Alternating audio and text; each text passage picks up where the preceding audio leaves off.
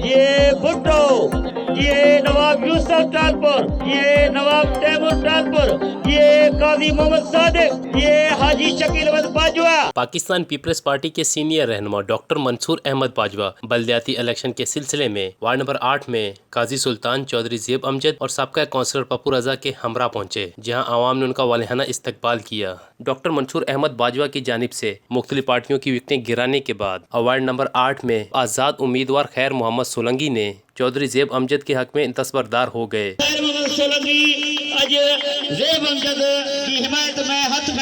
Doctor Mansoor Ahmad Bajwa और काजी सुल्तान को मुकम्मल यकीन दहानी कराई कि वो पाकिस्तान पीपल्स पार्टी के उम्मीदवार को भरपूर अंदाज से जितवाएंगे। यकजहती जो इन्होंने इज़हार किया है, इन्हनि लाइ तव्हांजी वॾी वॾी महिरबानी।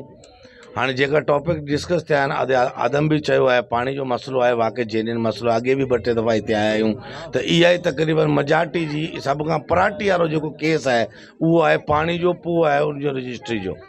हाणे इन में इंशाअल्लाह ताला दोस्त भी अची विया आहिनि, इहा पॉइंट भी तव्हांजो अची वियो आहे। इन लाइ करे कोशिशि कबी त तव्हांजे पानी जे मसइले जे लाइ प्रायोरिटी रखी इन मसइले खे हल कयो वञे।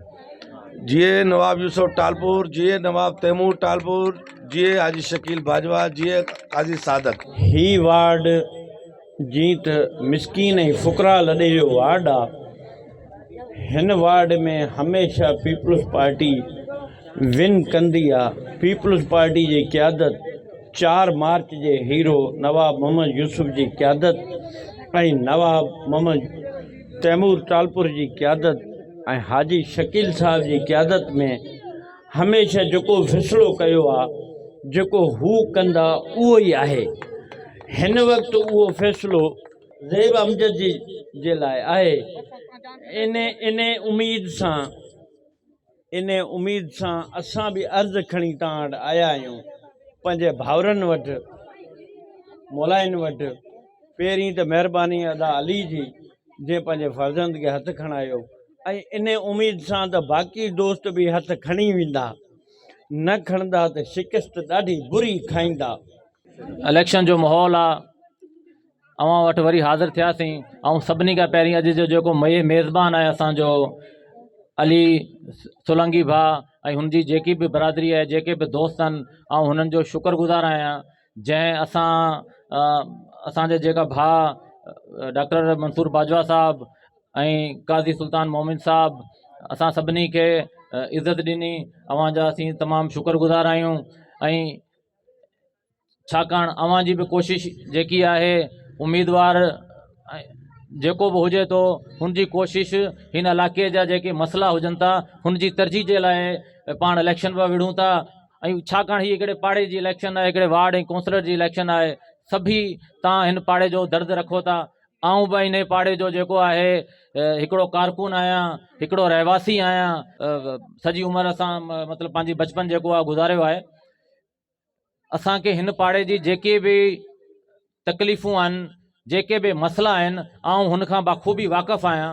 जीअं अवां जो जेको मेन मसइलो, छाकाणि हीउ हाणे मसइलो अहिड़ो आहे जेको सिर्फ़ु अवां जे पाड़े जो मसइलो कोन रहियो आहे। हीउ हिकिड़ो मसइलो जेको आहे हिकिड़ो शहर जो मेन मसइलो थी वियो आहे, जंहिंमें अवां जो सिकनी जो मसइलो आहे या अवां जे पाणी जो मसइलो आहे। रोड नालियूं अल्लाह जी महिरबानी सां असां कोशिशि कई आहे। असांजे भाउ नवाब तैमूर टालपुर साहब, हाजी शकील अहमद बाजवा साहब असांखे ॿियनि इलाइक़नि खां वधीक फंड ॾिना आहिनि। हिते जेके वेठा आहियूं हिते खॾा हूंदा हुआ, तव्हांखे यादि आहे हिते त को माण्हू मटी कोन सघंदो हो। अॼु अल्लाह जी महिरबानी सां रोड बि आहे, नाली बि आहे, पाइप लाइनूं बि आहिनि। जेकी बुनियादु आहे इहो ई असांजा वार्ड, इहो ई असांजा शहर ऐं इहो ई असांजा ज़िला आहिनि। असीं कारकुन जी हैसियत सां अवां सां गॾु इनशाअल्लाह अॻ में बि बीठा हूंदासीं ऐं अवां जो ही जोश ऐं जज़्बो ॾिसी इनशाअल्लाह असां में एतिरी एनर्जी हाणे अचे पई त इनशाअल्लाह पहिरीं खां वधीक इनशाअल्लाह अवां जी ख़िदमत करण जी कोशिशि कंदासीं। ऐं छो त अॼु असांजी सोलंकी क़ौम जो काजी साहब जी फैमिली सां वचन आहे ऐं साईं जिन सां सभिनी सां वचन आहे त जेको बि अॼु असांजो फ़ैसिलो थियो आहे इहो बरहक सही ऐं सचाई जो थियो आहे।